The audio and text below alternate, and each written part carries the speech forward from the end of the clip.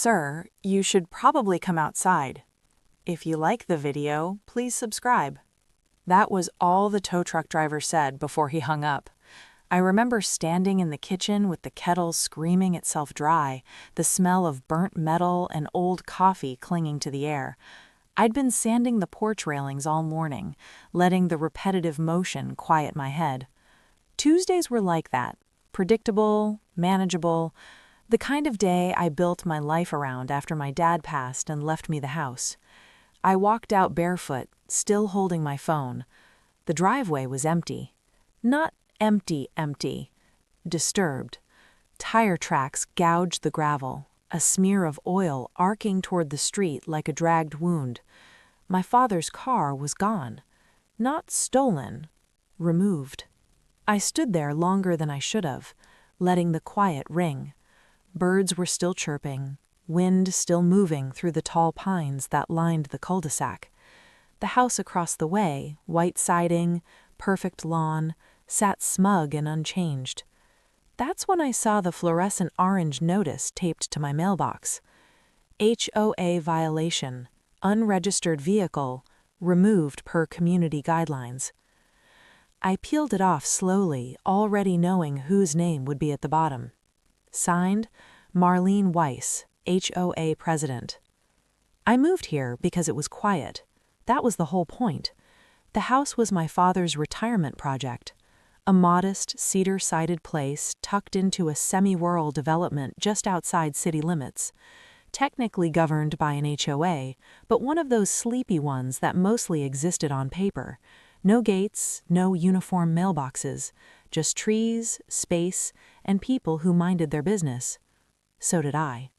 I worked remote, consulting, forensic accounting, contract-based, the kind of job that didn't require small talk or office politics. My days were simple: wake early, walk the property, make coffee, work until noon, fix something that didn't need fixing, sleep. And the car. The car lived under a canvas cover at the edge of the driveway, backed up near the old tool shed. My dad had been meticulous about it.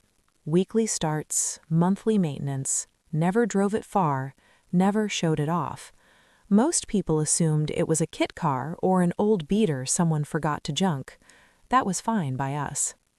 Marlene Weiss moved in 2 years ago.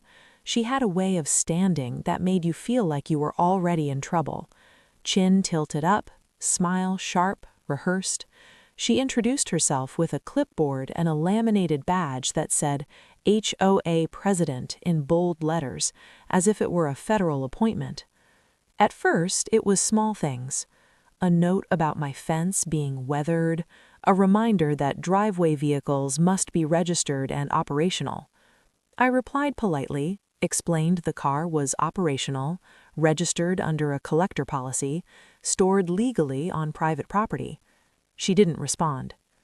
Then came the emails, CCing the entire HOA board. Subject: eyesore vehicles lowering property values. She never named me, she didn't have to. Neighbors stopped waving, conversations cut short when I walked by. Someone posted on the community board about junk collectors hiding behind loopholes.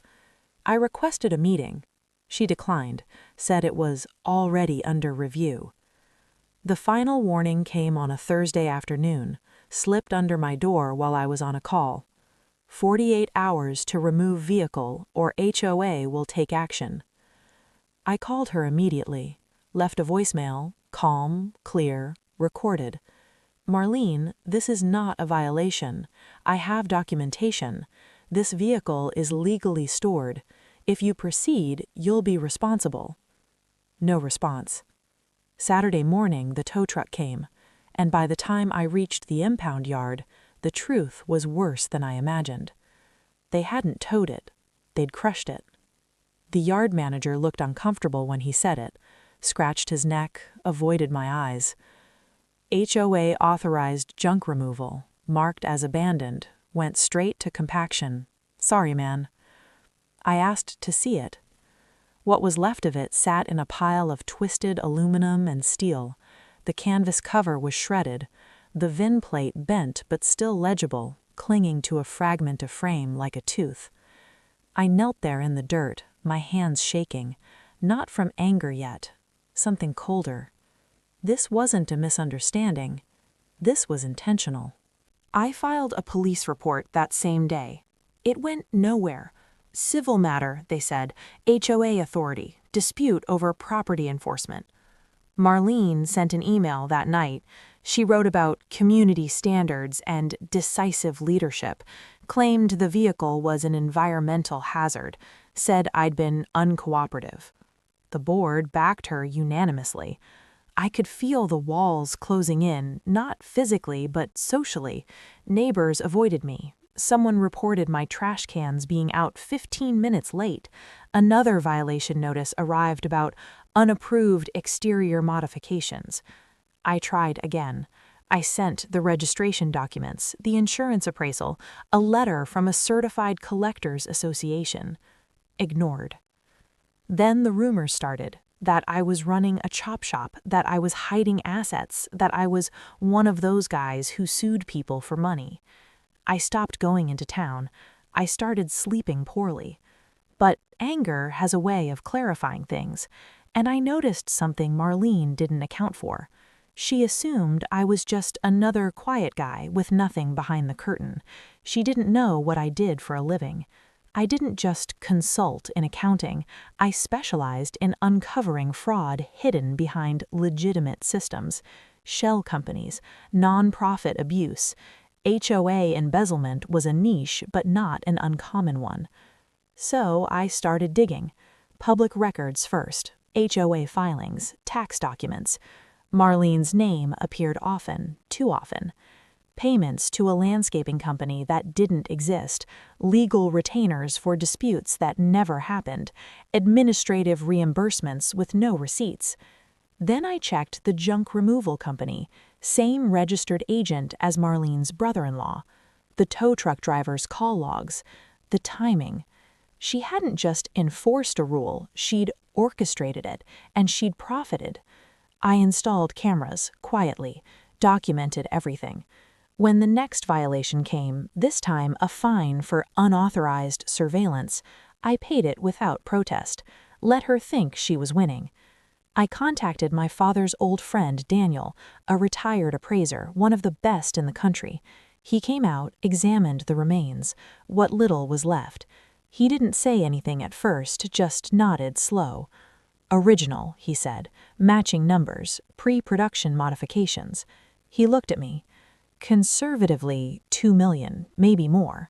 That number didn't make me feel better. It made me patient. I filed an insurance claim. They denied it. HOA action exclusion.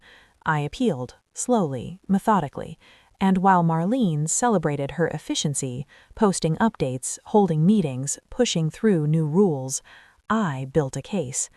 The sacrifice came quietly. She placed a lien on my property for unpaid fines I didn't owe. My bank called, mortgage flagged. For a moment, it looked like she'd actually take the house, too. That was when I made my move. I requested a formal HOA audit. By law, they couldn't refuse. Marlene smirked during the meeting, told everyone it was a waste of resources. The auditor wasn't mine. She didn't know that. But numbers don't lie. The report landed like a bomb. Misappropriation of funds, conflict of interest, unauthorized destruction of private property, fraud. The insurance appeal reversed within 48 hours once the appraisal and audit were submitted together. Then the police came back, this time with warrants. Marlene was arrested in her driveway. Neighbors watched from behind curtains. Her house, the white siding, perfect lawn, suddenly looked very small. The HOA board resigned en masse. The lien was removed, the fines erased. The insurance payout cleared 3 months later. I didn't replace the car. I didn't need to. I rebuilt the shed, planted trees where the driveway scar had been. Silence returned. Sometimes I sit on the porch at dusk, listening to the wind move through the pines, thinking about my dad and the things he loved quietly. Justice doesn't always roar. Sometimes it waits. Sometimes it lets people overstep until there's nowhere left to hide. Have you ever been pushed too far by someone who thought you were powerless? I'd like to hear what you did when it happened.